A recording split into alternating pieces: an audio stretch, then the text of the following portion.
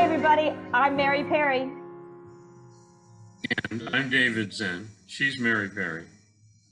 I'm David Zen, and we're Unscripted.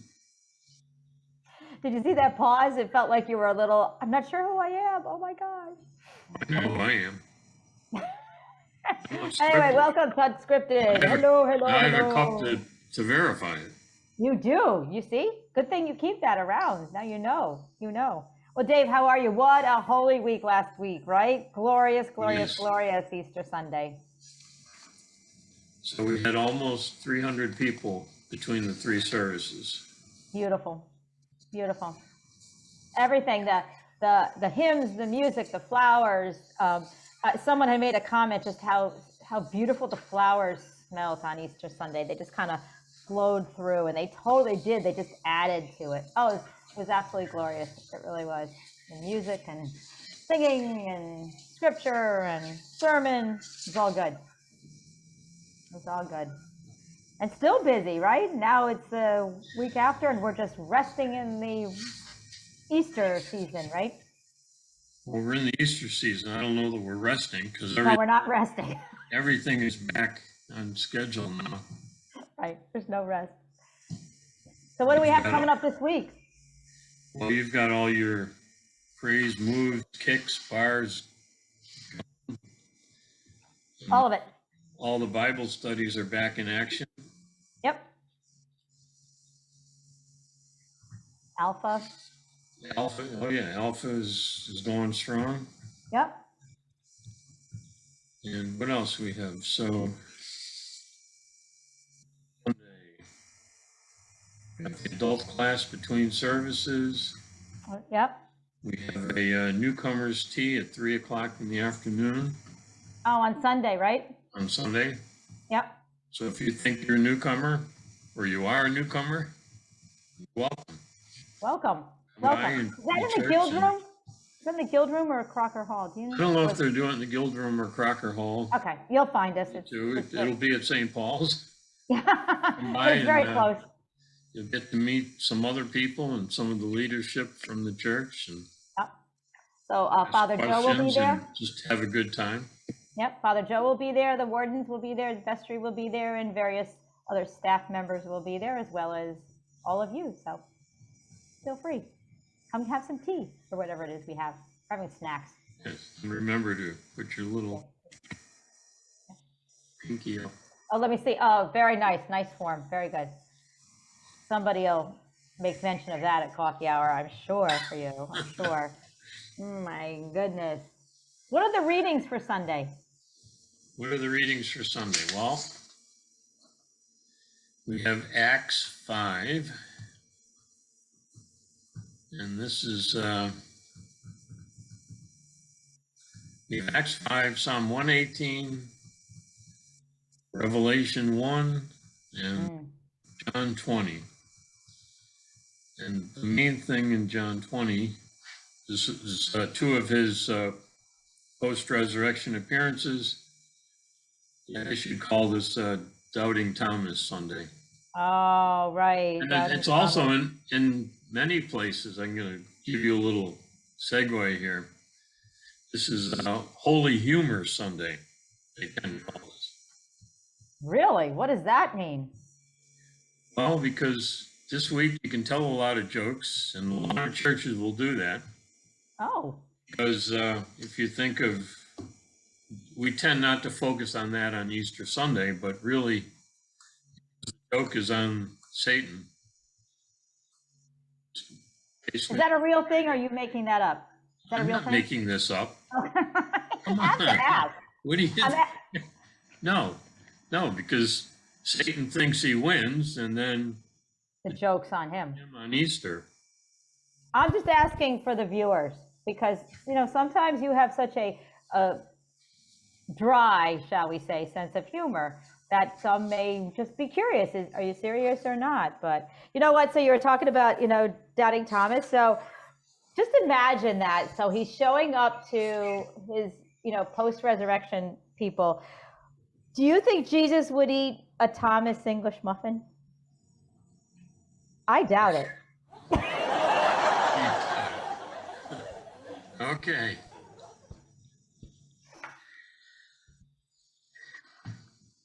Check. Okay, so, Thomas is famous for, insisting on seeing the wounds for himself. Right. If the stories that he's heard are for real. Right. I think he just wanted to confirm that Jesus was really, really a holy man. Oh, see, I wouldn't. Not approved. Right there. Not approved by Mary. I mean, in English. Holy Humor Week.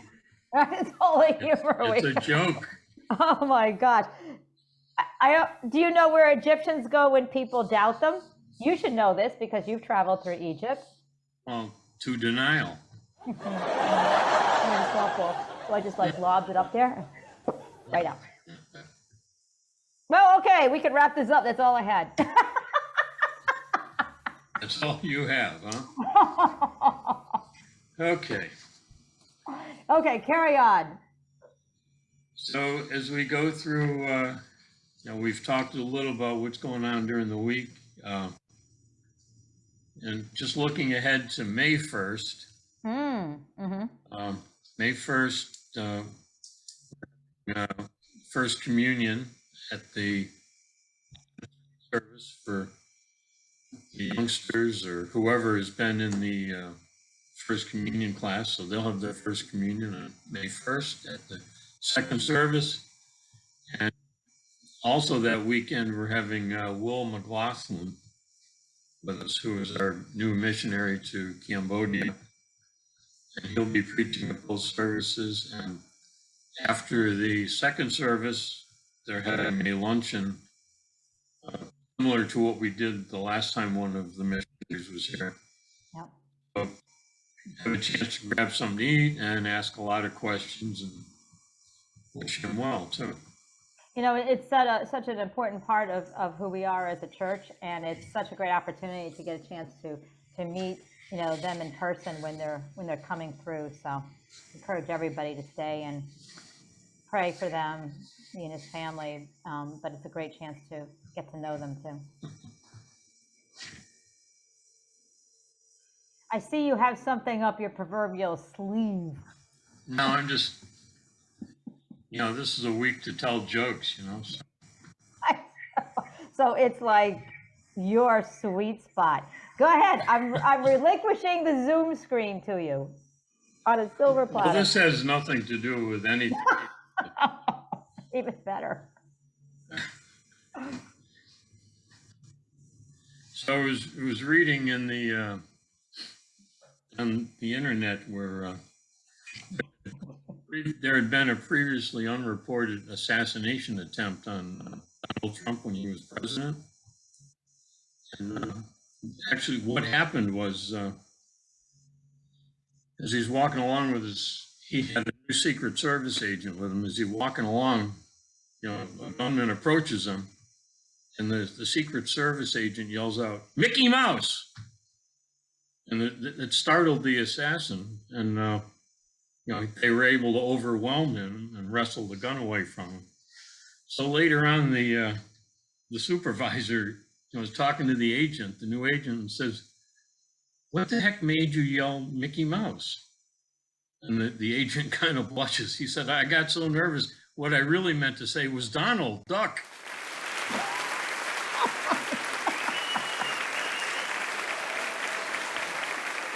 Oh my God. Oh my God. This is a free-for-all right here. A free-for-all, I tell you. Oh, come on. I know our fans are like that. Do you? Okay, good. All right. I know Kathy DeSanti is like just... She's rolling right now. And people are like looking over her cubicle walls there. Saying, "What are you laughing at?" Oh my God. We need to mention two of our fans. Who? Who have birthdays this week. Oh, who's that? So someone named Pam Zen has a birthday on Sunday. Oh, happiest birthday, Pam. And another one of our fans, Mark Sterling, has on Monday. Happy birthday, Mark. So we like to acknowledge our fans. Absolutely. Since that is 75% of our fan base right there, those two. 75%? Okay. Maybe 50, but it's way up there. I mean, it's a small fan base, though. No, we had close to 50 views last week. So What? yes. Wow. So there are some crazy people out there along with. Wow, that's remarkable. I literally had nothing else. That's. You got to be a little better prepared. What is Jim doing? You've got him on retainer there. I know. Well, my head writer came in with those 2 Doubting Thomases. You know, I went right for the doubting piece of it. But sure it wasn't Lyndon Thomas that gave you that first one? No, it wasn't. No, I could see how you think that though. But then, but I'm not quite sure. I can't get to my joke book. Okay. So you got one for us? Actually, I've got 2. Oh, okay. So God comes to Noah. This is just recently. Yeah. 2 years ago, as a matter of fact. He said, I want you to build another ark and to save 2 of every living thing, along with a few good humans. Noah the blueprints, and he says, you've got 6 months to build this ark before I'm going to start unending rain for 40 days and 40 nights. Like 5.5 months later, the Lord looks down and he sees Noah weeping in his yard, but there's no ark. And God says, no, I'm about to start the rain. Where's the ark? What are you doing? Noah says, forgive me, Lord, but things have changed. First, you need a building permit. I've been arguing with the inspector about the need for a sprinkler system. And my neighbors claim that I violated the neighborhood zoning laws by building the ark in my yard, exceeding height limitations. We have to go to the Development Appeal Board for a decision. Then the Department of Transportation demanded a bond be posted for future costs of moving power lines and other overhead obstructions to clear passage for the ark's move to the sea. I thought the sea would be coming to us, but no, they hear nothing of it. Getting the wood presented another problem. There's a ban on cutting local trees because we have to save the spot at all. I convinced the environmentalists that the need for the wood is more important, but no go. When I started gathering animals, an animals rights group sued me. They insisted I was confining wild animals against their will. They argued the accommodations were too restrictive, it was cruel and inhumane to put so many animals in a confined space. Then the EPA ruled I couldn't build the ark until they conducted an environmental impact study on the proposed flood. I'm still trying to resolve a complaint with the Human Rights Commission on how many minorities I'm supposed to hire from my crew. Immigration and Naturalization are also checking the green card status of the people who want to work. The trade unions say I can't use my sons. They insist I hire only union workers with ark building experience. To make matters worse, the IRS seized all my assets, trying to claim I'm leaving the country illegally with endangered species. So forgive me, Lord, but it would take at least 10 years for me to finish this ark. Suddenly the sky is clear, the sun begins to shine, a rainbow stretches across the sky. Noah looks up and wonders and says, you mean you're not going to destroy the world? No, says God. The government beat me to it. Oh my God.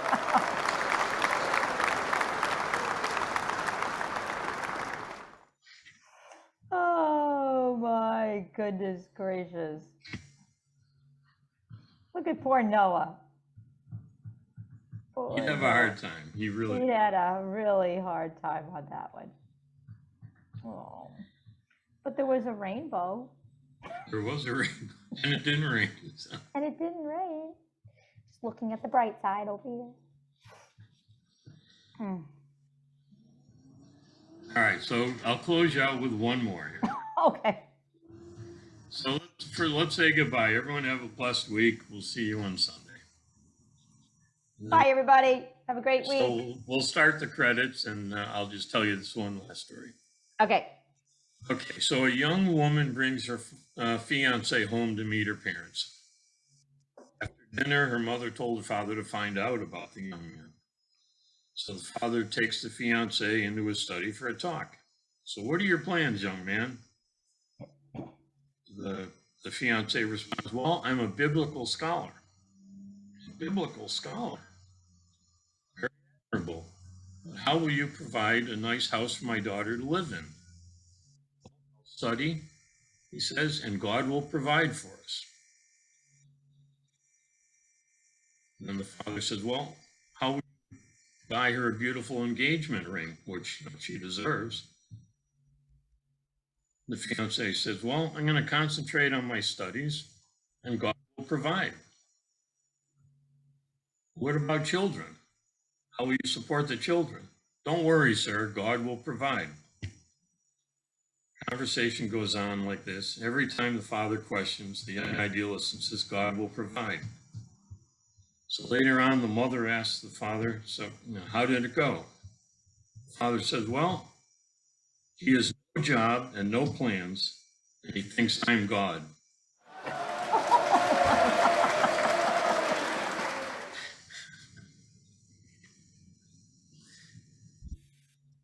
Bye, everybody.